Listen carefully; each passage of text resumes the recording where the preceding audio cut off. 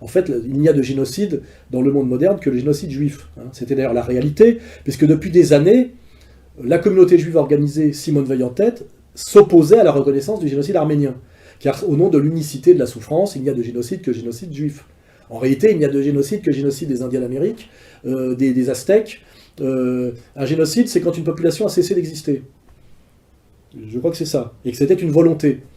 Donc on peut parler au mieux d'une volonté de génocide. Mais je suis désolé de faire remarquer qu'il a échoué. Je ne veux pas être taquin, mais je fais remarquer que quand on dit en France que les Juifs ont été génocidés, parce que Simone Veil l'a répété récemment, on a la citation, et que c'est la totalité d'un peuple qui a disparu, il y a quand même aujourd'hui en France 2 fois plus de Juifs qu'il y en avait en 1939.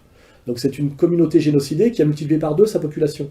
Donc c'est embêtant, je veux dire, quand on sort du sérieux de l'histoire, pour être dans la mémoire obligatoire, avec derrière des lois mémorielles qui vous proposent la prison si vous ne répétez pas les âneries.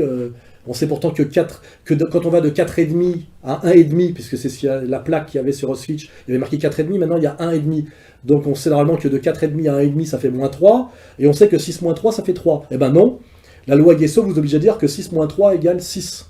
Voilà, je ne vais pas rentrer dans les détails, parce que sinon je risque la prison. Donc la loi française oblige à dire que sur certains sujets, 6 - 3 égale 6. Sinon, c'est la prison. Et on est dans la terre, dans le monde de Descartes, de Voltaire, de Rousseau. Ça va très très mal, quoi. Je veux dire, voilà. Et à cause de qui, de quoi. Voilà. Toujours, on arrive toujours au même sujet. Donc voilà.